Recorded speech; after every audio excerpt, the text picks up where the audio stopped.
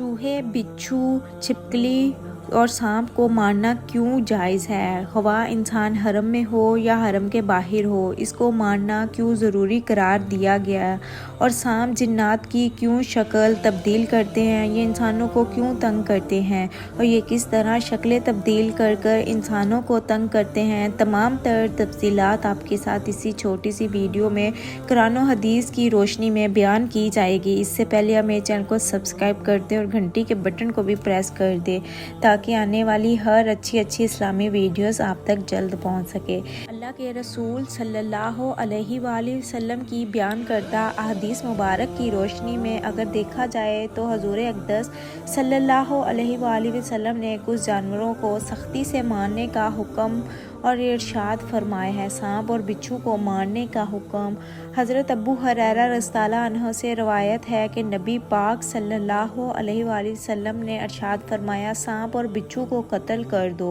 चाहे तुम नमाज की हालत में भी क्यों ना हो। नमाज की हालत में सांप और बिच्छू को मारने का हुक्म इसलिए भी दिया गया है क्योंकि ये दोनों जानवर इंसान के दुश्मन हैं और जहरीले भी होते हैं। इसलिए अगर आप इन्हें नहीं मारते तो ये अपनी फितरत के मुताबिक आपको काट सकते हैं और इनका जहर इंसान की जान ले सकता है। छिपकली को भी मारने का हुक्म दिया गया है। हज़रत अब्दुल्ला बिन अब्बास रज़ियल्लाहु अन्हु से रवायत है कि हुज़ूर पाक सल्लल्लाहु अलैहि वसल्लम ने इरशाद फरमाया कि छिपकली को मार डालो, ख्वाह वो काबे के अंदर ही क्यों ना हो। काबतुल्लाह हरम है, यानी जिस जगह खून बहाना या किसी को मारना हराम है, मगर रसूलुल्लाह सल्लल्लाहु अलैहि वसल्लम ने छिपकली को हरम काबा के अंदर भी मारने का हुक्म इरशाद फरमाया है। इसलिए छिपकली को हर सूरत में मार देना चाहिए। 5 फासिक जानवरों को मारने का सख्ती से हुक्म दिया गया है। हज़रत अब्दुल्ला बिन अब्बास रज़ियल्लाहु अन्हु से रवायत है कि रसूलुल्लाह सल्लल्लाहु अलैहि वसल्लम ने इरशाद फरमाया, कौवा, सांप, बिच्छू, चूहा और पागल कुत्ता, ये 5 जानवर फासिक हैं, इनको एहराम की हालत में भी मार डालो। शरीयत में एहराम बांधे हुए किसी चीज़ को मारने से मना किया गया है, यहाँ तक कि मच्छर मारने, बाल और नाखून काटने की भी इजाज़त नहीं है, लेकिन इन 5 जानवरों को एहराम की हालत में भी मार देने का हुक्म है। एक दूसरी हदीस मुबारक में अम्मा आयशा सदीक़ा रज़ियल्लाहु अन्हा फरमाती हैं कि रसूलुल्लाह सल्लल्लाहु अलैहि वसल्लम ने इरशाद फरमाया कि 5 जानवरों को हालत एहराम में भी मार डालने की इजाज़त है। सांप, चूहा, चील और स्याह या सफ़ेद कौवा और बुआरिया हुआ। कुत्ता मतलब कि पागल हुआ।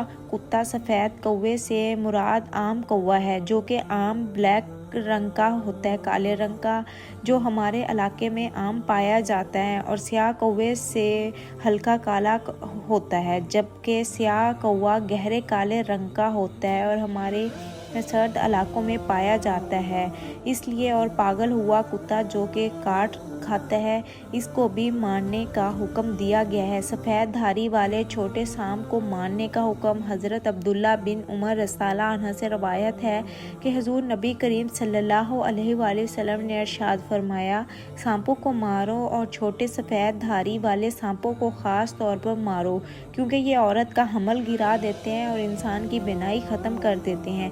नबी पाक सल्लल्लाहु अलैहि वसल्लम की हदीस मुबारक को सुनने के बाद हज़रत अब्दुल्ला बिन उमर रज़ियल्लाहु अन्हु जिस भी सांप को देखते इसे फौरी मार डालते। जिन्नात भी इंसान की शक्ल में मौजूद हो सकते हैं।